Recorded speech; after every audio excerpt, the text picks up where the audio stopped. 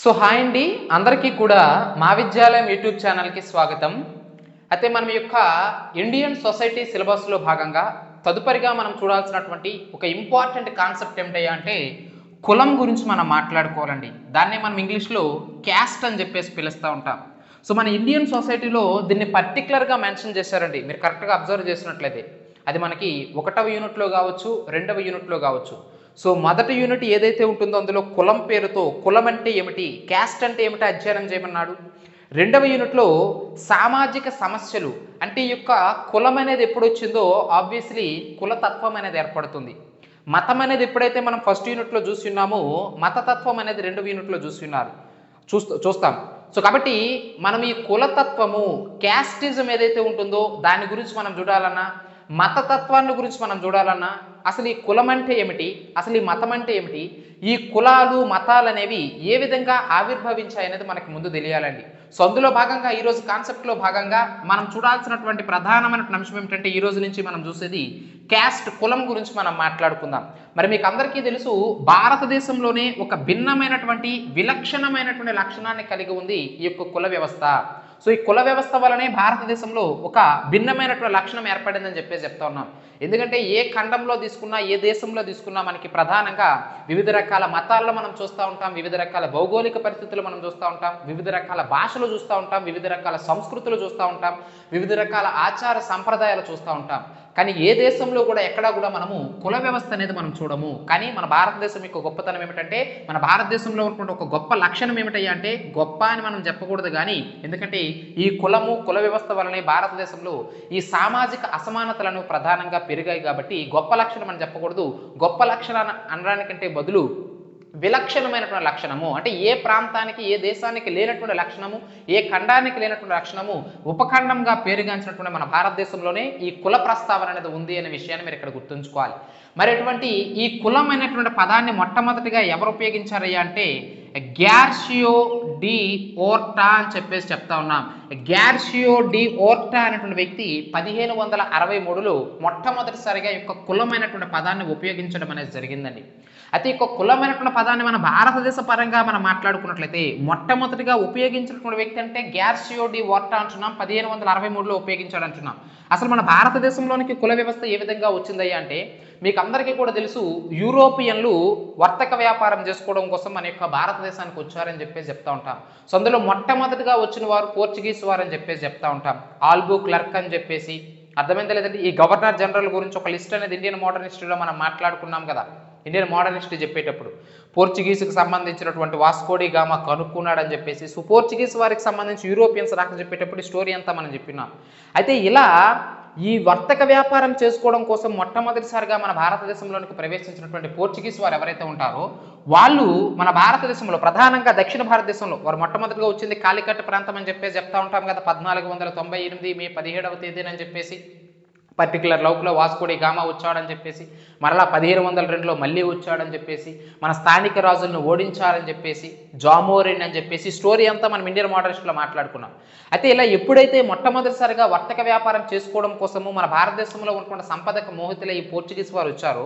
అలా వచ్చిన వారు మన దక్షిణ భారతదేశంలో ఉంటున్న ప్రజల్ని బాగా అధ్యయనం చేసిన తర్వాత వారికి అనుకూలంగా ఉండడం కోసము ఒక పర్టికులర్ జాతిని, ఒక పర్టికులర్ వర్గాన్ని వివిధ రకాల జాతులుగా, వివిధ రకాలుగా వర్గాలుగా విభజించడం అనేది జరిగింది. ఈ జాతులు, వర్గాలు ఏవైతే ఉంటాయో వాటినే మనము కులాలు అని చెప్పేసి చెప్తా ఉంటాము. అంటే భారతదేశంలో ఒక పర్టికులర్ ప్రాంతంలో, దక్షిణ భారతదేశంలో ఒక పర్టికులర్ ప్రాంతంలో ఒక భిన్న సంస్కృతిని కలిగి వారిని ఒక జాతిగా, ఒక వర్గంగా, ఇంకొక ప్రాంతంలో ఒక భిన్న సంస్కృతి కలిగిన వారిని ఒక జాతిగా, ఒక వర్గంగా, అంటే భారతదేశంలో కుల ప్రాతిపదికన విడిపోవడానికి, భారతదేశంలో కుల వ్యవస్థకి పురుడు పోసినటువంటి వ్యక్తులు ఎవరయ్యా అంటే ఈ పోర్చుగీస్ వారు అని చెప్పేసి చెప్తా ఉన్నాం. అంటే వారి సౌలభ్యం కోసము భారతదేశంలో ఉన్నటువంటి వివిధ రకాల భౌగోళిక పరిస్థితులు కలిగి ఉన్నటువంటి భారతదేశంలో, వివిధ రకాల భిన్న సంస్కృతులు, భిన్న ఆచార సంప్రదాయాలు కలిగి ఉన్నటువంటి భారతదేశంలో వారు పర్టికులర్ ప్రాంతాన్ని వారు ఐడెంటిఫై చేయడం కోసము వారు ఒక్కొక్క కులంగా, ఒక్కొక్క జాతిగా, ఒక్కొక్క వర్గంగా మన యొక్క భారతదేశంలో, దక్షిణ భారతదేశంలో ఈ కుల ప్రస్తావన అనేది మొట్టమొదటిసారిగా తీసుకొచ్చారు. ఎవరంటున్నాం? ఈ యొక్క పోర్చుగీస్ వారు అని చెప్పేసి చెప్తా ఉన్నాము. మరి ఇటువంటి కులమైనటువంటి పదం మొట్టమొదటిసారిగా ఏ పదం నుంచి వచ్చిందని చెప్పేసి అడుగుతూ ఉంటాడండి. మీకు అందరికీ కూడా తెలుసు, క్యాస్ట్ అనేది ఇంగ్లీష్ పదం అని చెప్పేసి చెప్తా ఉన్నాం. మరి అటువంటి క్యాస్ట్ అనే పదము క్యాస్టా అనేటటువంటి స్పానిష్ వర్డ్ నుంచి రావడం జరిగిందండి. క్యాస్టా అనే స్పానిష్ వర్డ్. ఈ క్యాస్టా అనేటటువంటి వర్డ్ క్యాస్టస్ అనేటటువంటి లాటిన్ వర్డ్ నుంచి వచ్చిందండి. జాగ్రత్తగా అబ్జర్వ్ చేయాలి. క్యాస్ట్ అనే పదము క్యాస్టా అనే స్పానిష్ వర్డ్ నుంచి వస్తే ఆ క్యాస్టా అనే స్పానిష్ వర్డ్ క్యాస్టస్ అనే లాటిన్ పదం నుంచి వచ్చింది. మరి యొక్క క్యాస్టా లేదా క్యాస్టస్ అంటే దాని అర్థం ఏమిటంటే నేను మీకు ఆల్రెడీ గతంలో చెప్పినట్టు ఒక జాతిని లేదా ఒక వర్గాన్ని లేదా ఒక వారసత్వ లక్షణాలు ఒకే రకమైనటువంటి వారసత్వ లక్షణాలు కలిగి ఉన్నటువంటి గుంపు ఏదైతే ఉంటుందో వారినే మనము కులము అని చెప్పేసి పిలుస్తూ ఉంటాము. సో ఒక పర్టికులర్ జాతిని కులం అనొచ్చు, ఒక పర్టికులర్ వర్గాన్ని కులం అనొచ్చు, లేదా ఒక పర్టికులర్ ఒకే రకమైనటువంటి వారసత్వ లక్షణాలు కలిగి ఉన్నటువంటి ఒక గుంపుని ఒక సమూహాన్ని మనము క్యాస్ట్ లేదా క్యాస్టా లేదా క్యాస్టస్ అని చెప్పేసి పిలుస్తూ ఉంటాము. సో అటువంటి ఎగ్జామినేషన్ అడుగుతూ ఉంటాడు. క్యాస్టా లేదా క్యాస్టస్ అనేటటువంటి స్పానిష్ లాటిన్ వర్డ్ యొక్క అర్థం ఏమిటంటే ఒక జాతిని లేదా ఒక వర్గాన్ని లేదా ఒక వారసత్వ లక్షణాలు కలిగి ఉన్నటువంటి సమూహాన్ని మనకి క్యాస్టా లేదా క్యాస్టస్ అని చెప్పేసి పిలుస్తూ ఉంటారు. ఈ పదం నుంచే మనకి క్యాస్ట్ అనేది ఉద్భవించిందనే విషయాన్ని మీరు ఇక్కడ గుర్తుంచుకోవాలి. మరి అటువంటి క్యాస్ట్ ఏదైతే ఉంటుందో మరి క్యాస్ట్ అంటే ఏమిటి, డెఫినేషన్స్, క్యాస్ట్ యొక్క డెఫినేషన్స్ గురించి మనం మాట్లాడుకోవాలి.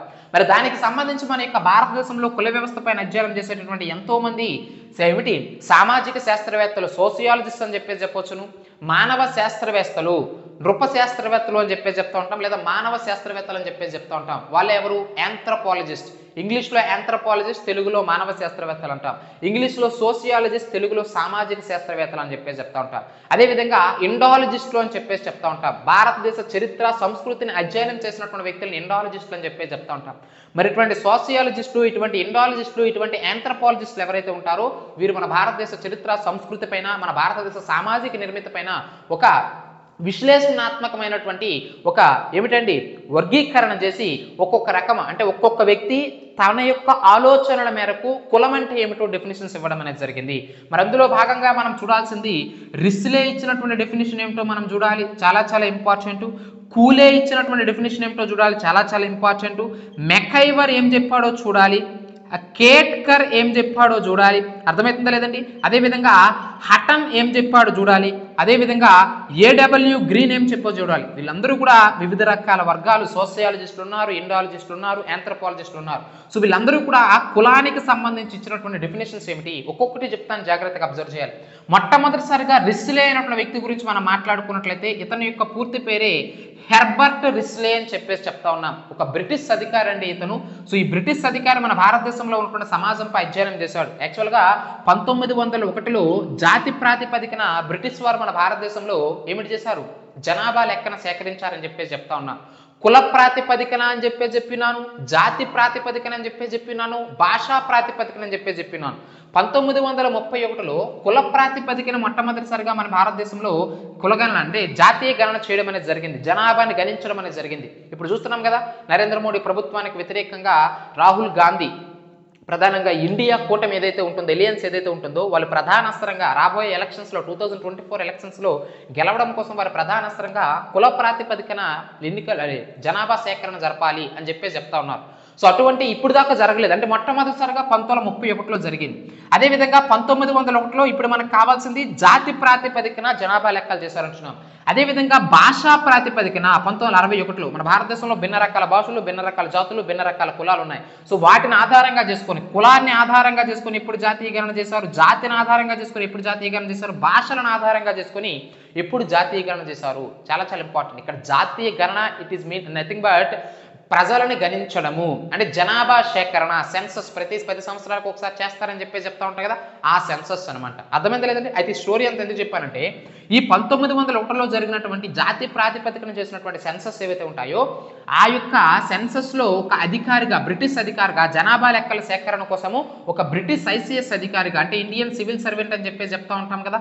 సో కాబట్టి ఆ బ్రిటిష్ అధికారిగా వచ్చినటువంటి హెర్బర్ట్ రిస్లే ఎవరైతే ఉంటారో అతను మన భారతదేశంలో ఉన్నటువంటి సమాజంపై ఒక విస్తృతమైనటువంటి పరిశోధన చేసి అతను కుల వ్యవస్థ పైన ప్రధానంగా, సో సమాజంలో ఉన్నటువంటి కులం పైన, జాతి పైన, వర్గం పైన సో అతను పరిశోధనలు చేసి అతను చెప్పినటువంటి డెఫినేషన్ ఏమిటి, కులం అంటే ఏమిటి అని చెప్పేసి రిస్లే చెప్పింది ఏమిటయ్యా అంటే ఒకే రకమైనటువంటి, అంటే ఒకే మూల పురుషుణ్ణి కలిగి ఉండి ఒకే అనువంశిక వృత్తిని పాటిస్తూ అంతర వివాహాన్ని చేసుకొని ఒకే పేరుతో పిలవబడేటటువంటి ఒక బంధు వర్గాన్ని లేదా ఒక కుటుంబ సమూహాన్ని కులము అంటారని చెప్పేసి చెప్పడం జరిగిందండి. చాలా చాలా ఇంపార్టెంట్. ఇక్కడ నేను డెఫినేషన్స్లో కీ పాయింట్స్ ఏవైతే ఉంటాయో వాటిని రాస్తాను, మీరు మాత్రం డెఫినేషన్ మొత్తాన్ని రాసుకోవాలి. హెర్బర్ట్ రిస్లే ఏం చెప్పాడండి కులానికి డెఫినేషను? ఒకే మూల పురుషుణ్ణి కలిగి ఉండి, చాలా చాలా ఇంపార్టెంట్, ఒకే మూల పురుషుణ్ణి కలిగి ఉండి అదేవిధంగా అనువంశిక వృత్తిని పాటిస్తూ, అనువంశిక ఒకే రకమైనటువంటి అనువంశిక వృత్తిని పాటిస్తూ అంతర వివాహాన్ని కలిగి ఉండి ఒకే పేరుతో పిలువబడే సమూహాన్ని లేదా ఒకే రకమైనటువంటి కుటుంబ వ్యవస్థనే లేదా బంధు సమూహాన్ని లేదా ఏమిటి అంటున్నాం కుటుంబ వ్యవస్థని మనకి ఏమంటారంటే కులము అంటారని చెప్పడం జరిగింది హెర్బర్ట్ రిస్లే. సో దాని గురించి ఎక్స్ప్లెయిన్ చేస్తాను చూడండి. సో ఒకే రకమైనటువంటి మూల పురుషుడు అంటే ఏమిటండి? ప్రతి ఒక్క జాతికి ప్రతి ఒక్క వర్గానికి కూడా మనము కులదేవతలు అని చెప్పేసి చెప్తా ఉంటాం. చూడండి ఇప్పుడు ఫర్ ఎగ్జాంపుల్ మనకి ఈ సంక్రాంతి పండుగ వచ్చేటప్పుడు మన పెద్దలకి తీసుకెళ్ళి మనము వారికి దండం పెట్టి వారికి కోక అవి పెట్టి వాళ్ళకి నమస్కారం చేసి వాళ్ళ యొక్క బాగోగులు కోరి మనల్ని వాళ్ళు సక్రమంగా చూసుకోవాలని చెప్పేసి మన కులదేవతలు ఎవరైతే ఉంటారో వాళ్ళకి వెళ్ళి మొక్కుతూ ఉంటాం. ప్రధానంగా ఈ సంక్రాంతి కనుమ రోజుల్లో మనం చూస్తూ ఉంటాం. అంటే మనకు ఒక మూల పురుషుడు అనేవారు ఉంటారు. అదేవిధంగా మనకు ఒక మూల దేవత చూడండి ఫర్ ఎగ్జాంపుల్ వివిధ రకాలు అంటే మా ఏరియాలో తీసుకున్నట్లయితే రాజులమ్మ తల్లి జాతర అని చెప్పేసి చెప్తా ఉంటారు, వత్సవలసలో జరుగుతూ ఉంటుంది. ఆమె కులదేవత అంటే ఆ దేవతను నమ్మి ఆ పర్టికులర్ ఆ సంక్రాంతి సందర్భంలోనే ఆ జనవరి మంత్లోనే తండోపతండాలుగా వెళ్ళి అమ్మవారిని దర్శించుకోవడం అనేది జరుగుతుంది. అలా ఒక్కొక్క కులానికి ఒక మూల పురుషుడు ఉంటారు, ఒక్కొక్క కులదేవత ఉంటుంది. సో అలా ఒక మూల పురుషుడిని ఒక మూల దేవతని కలిగి ఉండి ఒకే అనువంశికమైనటువంటి వృత్తిని పాటిస్తూ, అనువంశిక వృత్తి అంటే ఏమిటి? జనరేషన్స్ ఒకే వృత్తిని పాటించుకుంటూ రావడం. ఫర్ ఎగ్జాంపుల్ మా నాన్నగారు గోల్డ్ స్మిత్ స్వర్ణకారుడు అనుకుందాం, మా ముత్తాతగారు స్వర్ణకారుడు, ఆ యొక్క వృత్తిని మా తాతగారికి అందించారు, అతను కూడా స్వర్ణకారుడే. ఆ వృత్తిని మా నాన్నగారు తీసుకున్నారు అంటే మా నాన్నగారు కూడా స్వర్ణకారుడే. ఆ వృత్తిని నేను తీసుకున్నాను, నేను కూడా స్వర్ణకారుని. అంటే ఇలా ఒకే రకమైనటువంటి అనువంశక వృత్తిని అంటే మన యొక్క వంశాలు మారుతున్నా సరే వృత్తి మారట్లేదు. అంటే అలా ఒకే రకమైనటువంటి అనువంశక వృత్తిని పాటించుతూ ఉండడము, అనువంశక వృత్తిని పాటించడము. అదేవిధంగా అంతర వివాహాన్ని కలిగి ఉండడం. అంతర వివాహం అంటే ఏమిటి? ఇన్నర్ క్యాస్ట్ మ్యారేజ్ అని చెప్పేసి చెప్తా ఉంటాం. అంటే మన కులం వ్యక్తులని మనమే వివాహం చేసుకోవడము. అర్థమైందా లేదండి? ఫర్ ఎగ్జాంపుల్ తూర్పు కాపు అనుకుందాం మా యొక్క కులం. సో తూర్పు కాపులో ఉన్నటువంటి మహిళని బీసీడీ మహిళనే నేను వివాహం చేసుకోవాలి, లేదా బీసీఏ అంటే బీసీఏ మహిళని నేను వివాహం చేసుకోవాలి, లేదా నా ఓసీ క్యాస్ట్ అయితే ఓసీ మహిళని నేను వివాహం చేసుకోవాలి. అంటే నా కులంలో ఉన్నటువంటి మహిళలనే నేను వివాహం చేసుకోవాలి. దాన్నే అంతర వివాహము అని చెప్పేసి చెప్తా ఉంటాం. అర్థమైందా లేదండి? చాలా చాలా ఇంపార్టెంట్. సో కాబట్టి అంతర వివాహాన్ని కలిగి ఉండడము, అదే అంటే ఒక వ్యక్తి ఏ కులానికైతే సంబంధించిన వ్యక్తి అవుతాడో అదే కులంలో ఉన్నటువంటి అదే కులానికి సంబంధించిన మహిళను పెళ్లి చేసుకోవడం. సోషియాలజీ పరిభాషలో దాన్నే మనకి ఎండోగామి అని చెప్పేసి పిలుస్తూ ఉంటారండి. సో కాబట్టి ఎండోగామిని కలిగి ఉండడం, ఒకే కుల వివాహం చేసుకోవడం. అది మహిళ పురుషుని వివాహం చేసుకోవడమన్నా, పురుష మహిళని వివాహం చేసుకోవడమన్నా, పురుషుడు కానీ మహిళ కానీ ఎవరైనా సరే వారి కులం వ్యక్తిని వివాహం చేసుకోవడానికి అంతర వివాహాన్ని కలిగి ఉండడము.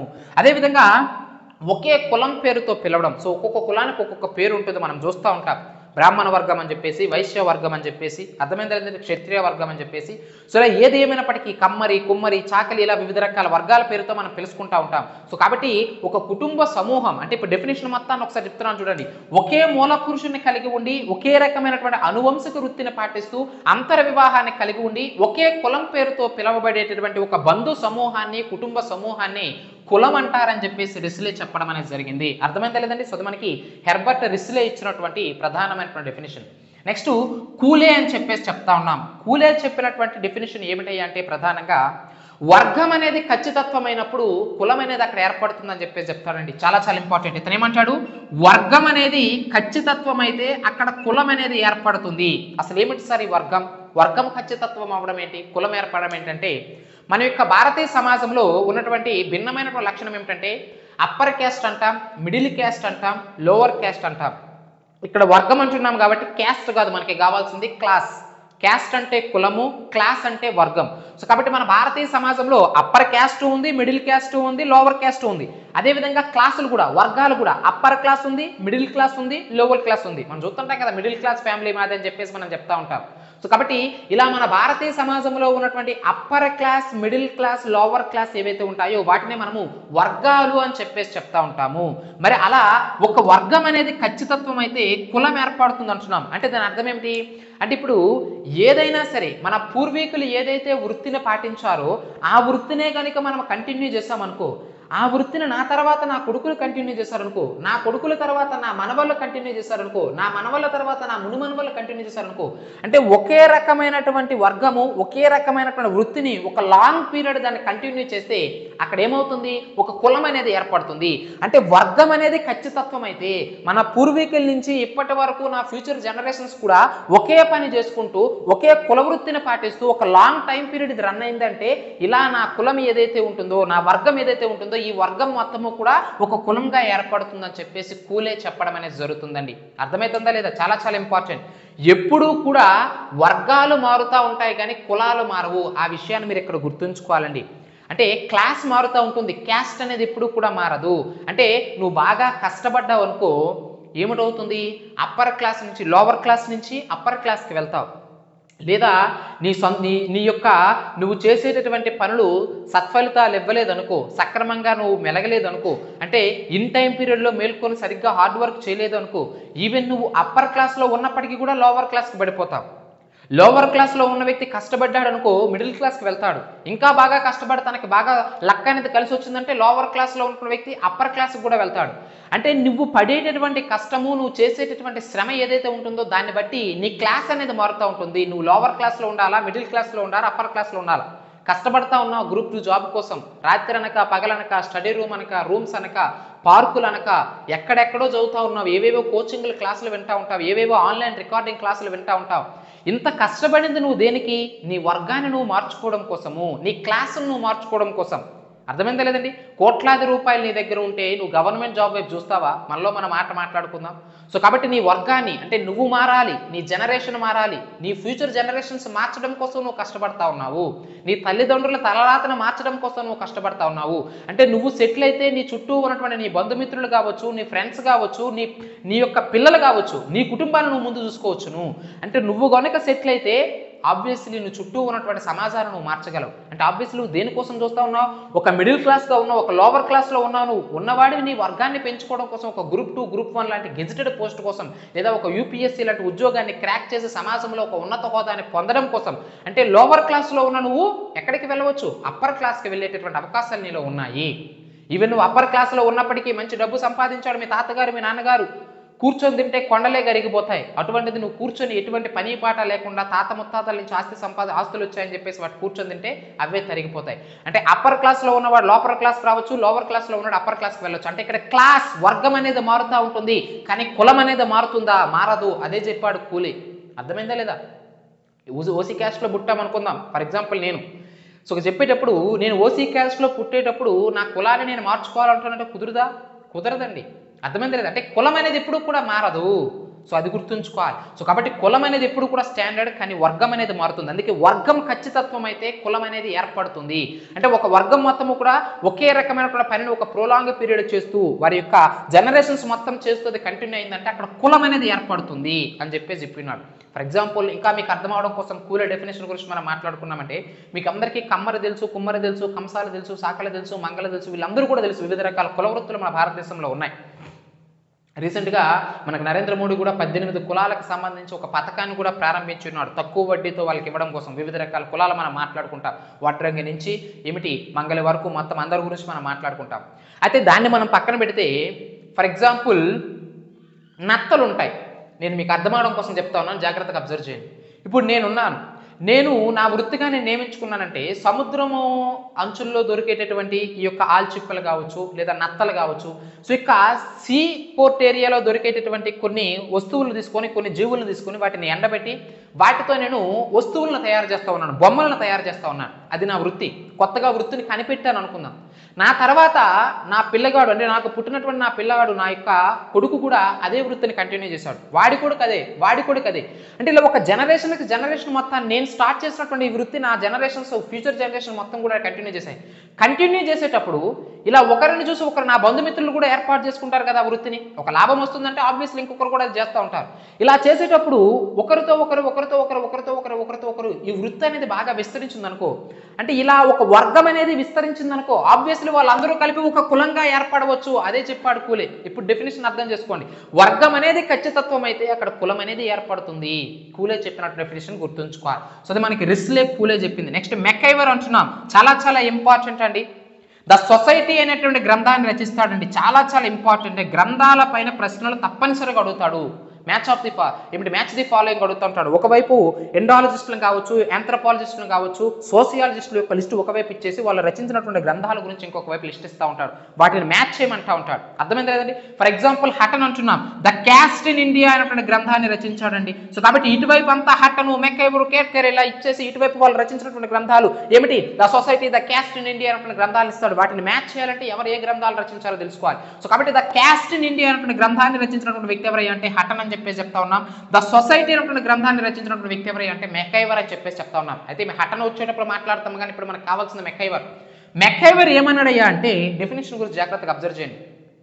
పుట్టక ముందే నిర్ధారించబడి పుట్టిన తర్వాత మార్చుకోలేనటువంటిది కులం అంటాడు. ఇది చాలా చాలా ఇంపార్టెంట్ అండి మెకైవర్ యొక్క డెఫినేషన్. మెకైవర్ ఏది చెప్పినా చాలా ఇంపార్టెంట్, గుర్తుంచుకోవాలి. ఇతనిపైన ప్రశ్నలు ఎక్కువగా వస్తాయి సొసైటీలో. గత ప్రశ్న పత్రాలు మీరు అబ్జర్వ్ చేసుకుని ఇతనిపైన ప్రశ్నలు వస్తూ ఉంటాయి. ఇతను ఇచ్చిన డెఫినేషన్ కూడా అందుకే ఇంపార్టెంట్ కులానికి సంబంధించి. ఏమిటంటున్నాడు, పుట్టక ముందే నిర్ధారించబడి పుట్టిన తర్వాత మార్చుకోలేనటువంటిది కులం అని చెప్పేసి చెప్తా ఉన్నాడు. ఆబ్వియస్లీ కరెక్టే కదండి. ఇప్పుడు నేనున్నాను, నా కొడుకు పుడతా ఉన్నాడు, ఇంకా తన గర్భంలో ఉన్నాడు, నా భార్య యొక్క గర్భంలో ఉన్నాడు, నాకేం పెళ్లి కాలేదండి, మీరు దయచేసి నన్ను అపార్థం చేసుకోవద్దు. సో కాబట్టి ఎగ్జాంపుల్ నేను ఏది చెప్పినా నన్ను ఎగ్జాంపుల్గా తీసుకొని చెప్తాను, ఎందుకంటే కెమెరా ముందు నేను ఉన్నాను కాబట్టి మీకు అర్థం అవడం కోసం. సో నాకు పెళ్ళైంది, నా భార్య ఏమిటి బిడ్డను మోస్తా ఉంది అంటే నా బిడ్డను మోస్తా ఉంది. మోసేటప్పుడు నాది ఏదైతే ఫర్ ఎగ్జాంపుల్ నాది ఏదో ఒక కులం అనుకుందాం, ఎక్స్ అనే కులం అనుకుందాం.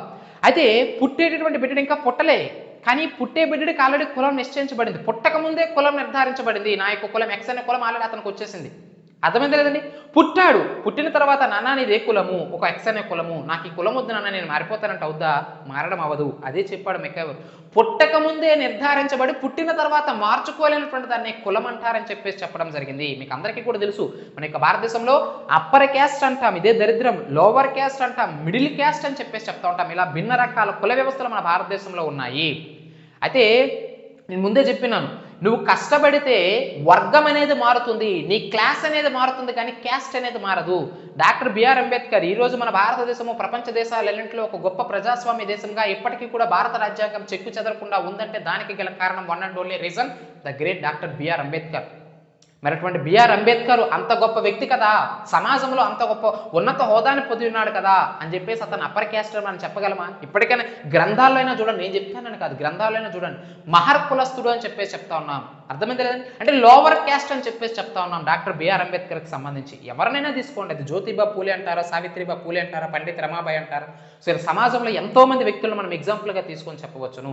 కొంతమంది ఉన్నత వర్గంలో ఉన్నటువంటి వ్యక్తులు లోవర్ క్యాస్టెస్ కోసం ఉద్యమాల కోసం కూడా పోరాడిన వారు ఉన్నారు. పుచ్చలపల్లి సుందరయ్య అని చెప్పేసి చెప్తా ఉన్నాం. పుచ్చలపల్లి సుందరరామిరెడ్డి అతని యొక్క అసలు పేరు. కులం అనేది తన యొక్క రెడ్డి కులం అనేది తన పేరులో ఉందని చెప్పేసి పూర్తిగా రెడ్డిని తొలగించి పుచ్చలపల్లి సుందరయ్యగా మారినటువంటి మహానుభావుడు గురించి ఎంత చెప్పినా తక్కువే.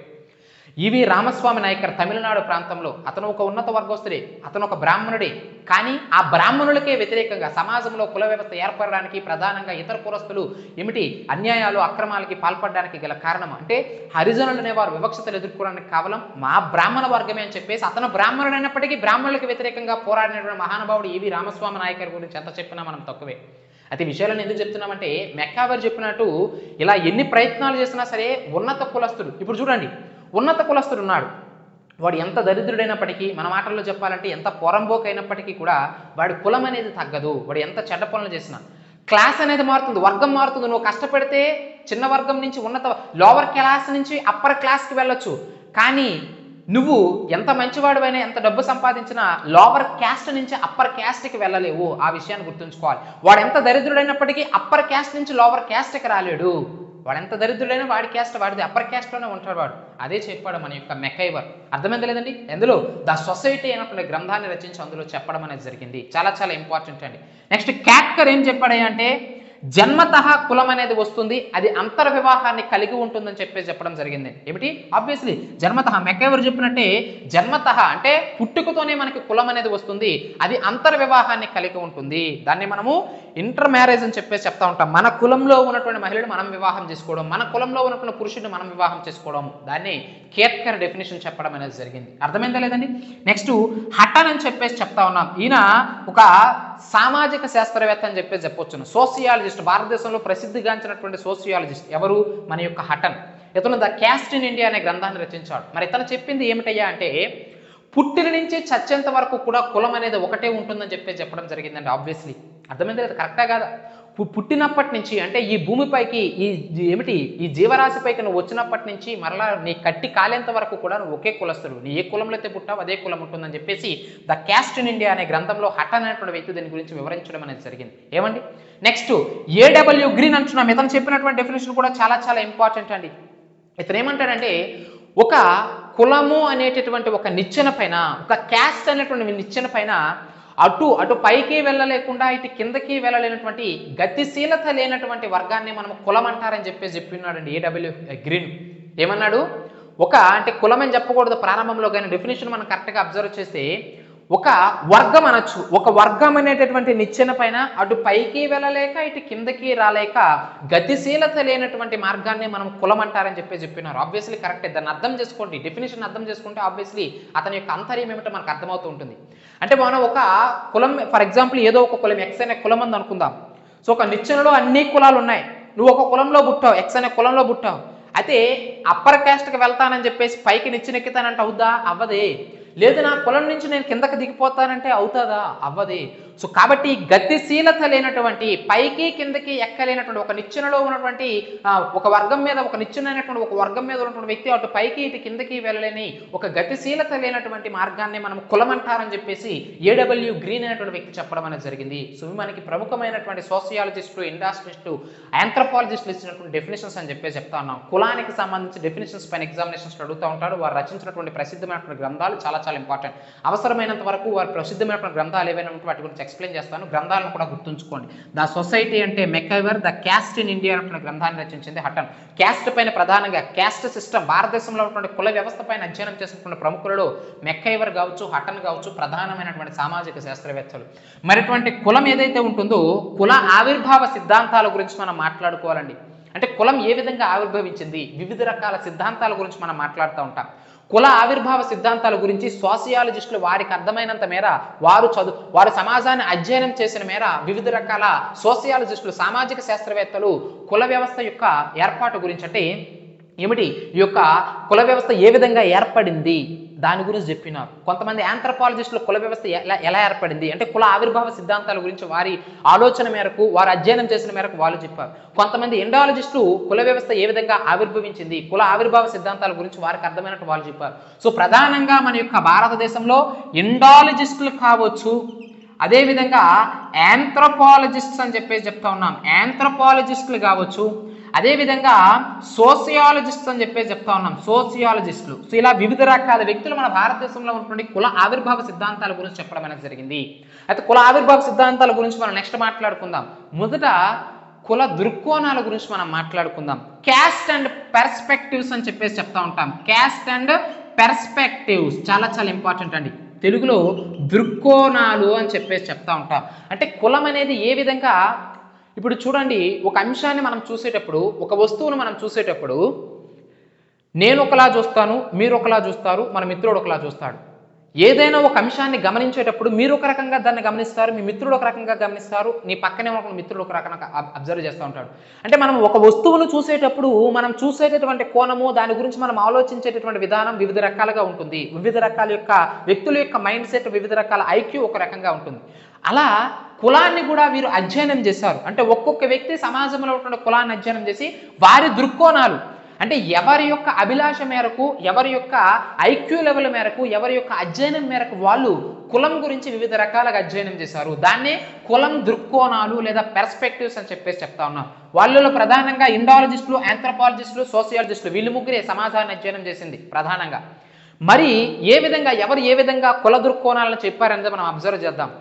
మొట్టమొదటిసారిగా ఇండాలజిస్టులు అని చెప్పేసి చెప్తా ఉన్నాం. వీళ్ళు ఏమిటండి, భారతదేశ చరిత్ర సంస్కృతిని అధ్యయనం చేసేవారనే మనం ఇండాలజిస్టులు అని చెప్పేసి చెప్తా ఉంటాం. సో కాబట్టి వీరు దేన్ని ఆధారంగా చేసుకొని కులం యొక్క దృక్కోణాల గురించి చెప్పినారు, కుల ఆవిర్భావం గురించి చెప్పారంటే పౌరాణిక సాహిత్యము చాలా చాలా ఇంపార్టెంట్ అండి. పౌరాణిక సాహిత్యాన్ని అంటే చరిత్రను చదివారు, సంస్కృతం తెలుసుకున్నారు కాబట్టి ఆబ్వియస్లీ వాళ్ళకి సాహిత్యం పని పట్టు ఉంటుంది. సో కాబట్టి పౌరాణిక సాహిత్యాన్ని ఆధారంగా చేసుకొని కుల వర్గీకరణ అనేది చేశారండి. ఎవరు? ఇండాలజిస్టులు అని చెప్పేసి చెప్తా ఉన్నాం. నెక్స్ట్ ఆంథ్రోపాలజిస్టులు అంటున్నాం, మానవ శాస్త్రజ్ఞులు అని చెప్పేసి చెప్తా ఉన్నాం. వీళ్ళేమిటి? సంస్కృతి, కల్చర్ ఏదైతే ఉంటుందో కల్చర్ని ఆధారంగా చేసుకొని, సంస్కృతిని ఆధారంగా చేసుకొని కుల దృక్కోణాలను బయట పెట్టడం అనేది జరిగింది. అర్థమైందా లేదండి? నెక్స్ట్ సోషియాలజిస్టులు, సామాజిక శాస్త్రవేత్తలు అంటున్నాం. వీరేమిటి? స్థరీకరణ ఆధారంగా చేసుకొని, ఇది చాలా చాలా ఇంపార్టెంట్ అండి. ఇంగ్లీష్ మీడియం అభ్యర్థులు స్ట్రాటిఫికేషన్ అని చెప్పేసి చెప్తా ఉంటాం. స్థరీకరణ లేదా స్ట్రాటిఫికేషన్ ఆధారంగా చేసుకొని వీరు కుల వర్గీకరణ అనేది చేయడం జరిగింది సోషియాలజిస్టులు. ఏంటి సార్ స్ట్రాటిఫికేషన్, స్థరీకరణ అనే పదం కొత్తగా ఉందంటే ఏమీ లేదండి. నేను మీకు మొదటే చెప్పినాను, మన భారతీయ సమాజంలో upper class, middle class, lower class అని వివిధ రకాలుగా పిలుస్తారని చెప్పినాం కదా. అలా విభజించడాన్ని స్థరీకరణ, స్ట్రాటిఫికేషన్ అని చెప్తా ఉంటారు. సమాజంలో ఉన్నటువంటి వర్గాల్ని ఆ పర్టికులర్ వర్గం అప్పర్ క్లాస్కి చెందింది, ఆ పర్టికులర్ వర్గం మిడిల్ క్లాస్కి చెందింది, ఆ పర్టికులర్ వర్గం లోవర్ క్లాస్కి చెందింది, వారు అంటరాని వారు అని చెప్పేసి ఇలా వర్గీకరణ చేయడం ఏదైతే ఉంటుందో దాన్ని స్థరీకరణ అంటాం. సో అటువంటి స్ట్రాటిఫికేషన్ లేదా స్థరీకరణ ఆధారంగా చేసుకొని కుల దృక్కోణాలు, కుల ఆవిర్భావ సిద్ధాంతాల గురించి చెప్పినటువంటి వ్యక్తులు సోషియాలజిస్ట్ అని చెప్తా ఉన్నాం. సో కాబట్టి పౌరాణిక సాహిత్యాన్ని అధ్యయనం చేసి కుల దృక్కోణాలను చెప్పింది ఇండాలజిస్టులు అయితే, కల్చర్, భారతదేశ సంస్కృతిని ఆధారంగా చేసుకొని ఏమిటి కుల దృక్కోణాలను, కుల ఆవిర్భావ సిద్ధాంతాలను చెప్పింది ఆంథ్రోపాలజిస్టులు అయితే, స్థరీకరణ, స్ట్రాటిఫికేషన్స్ ఆధారంగా చేసుకొని కుల ఆవిర్భావ సిద్ధాంతాల గురించి చెప్పింది సోషియాలజిస్టులు అని చెప్తా ఉన్నాం. సో ఇవి మనకి ప్రధానంగా ఈరోజు క్లాస్ ఇక్కడతో ఆపుదాం. నెక్స్ట్ క్లాస్కి మనము కంటిన్యూ చేద్దాం కుల ఆవిర్భావ సిద్ధాంతాల గురించి. నెక్స్ట్ కాన్సెప్ట్ చాలా చాలా ఇంపార్టెంట్ అయినటువంటి అంశం. సో వీడియో కనుక నచ్చినట్లయితే లైక్ చేయండి, కామెంట్ చేయండి, సబ్స్క్రైబ్ చేయండి. ఫుల్ కోర్సులో జాయిన్ అవ్వాలనుకుంటే కోర్సు వివరాల ముందు తెలుసుకొని జాయిన్ అవ్వండి. క్లాసెస్ నచ్చితేనే జాయిన్ అవ్వండి. ఎవరిని కూడా మనం ఇబ్బంది పెట్టాం. మన నెంబర్ 7036621946 నెంబర్ ఏదైతే ఉంటుందో చాలా తక్కువ కాస్ట్కి మనం ఇచ్చే క్లాసులు ఏవైతే ఉంటాయో కంటెంట్కి కాస్ట్కి ఎప్పుడు కూడా పొంతన ఉండదు. మనం ఇచ్చే కంటెంట్ ఇప్పుడు కూడా ఒక వ్యాలిడ్గా వెళ్తూ ఉంటుంది. కానీ అభ్యర్థుల యొక్క ఫైనాన్షియల్ కండిషన్స్ దృష్టిలో పెట్టుకొని మనము చాలా తక్కువ అమౌంట్ అనేది పెట్టడం జరిగింది. సో నెంబర్కి కాల్ చేసి లేదా వాట్సాప్లో మెసేజ్ చేయండి, కోర్సు వివరాలు పెడతాము, అందులో జాయిన్ అవ్వండి. అందించినంత వరకు ఈ ఉన్నటువంటి తక్కువ టైం పీరియడ్లో క్లాసెస్ని కరెక్ట్గా యూటిలైజ్ చేసుకొని నెంబర్ ఆఫ్ టైమ్స్ రివిజన్ చేస్తే రాబోయేటటువంటి ఎగ్జామినేషన్స్లో తప్పనిసరిగా సోషియాలజిస్ట్ నుంచి 30కి 30 మార్కులు సాధించడంలో మెండుగా అవకాశాలు అనేవి ఉన్నాయి. సో ఈ వీడియో కనుక నచ్చినట్లయితే లైక్ చేయండి, కామెంట్ చేయండి, సబ్స్క్రైబ్ చేయండి, బెల్ ఐకాన్ని ప్రెస్ చేసుకోండి. నెక్స్ట్ క్లాస్తో మళ్ళీ మనం కలుద్దాం. Thank you.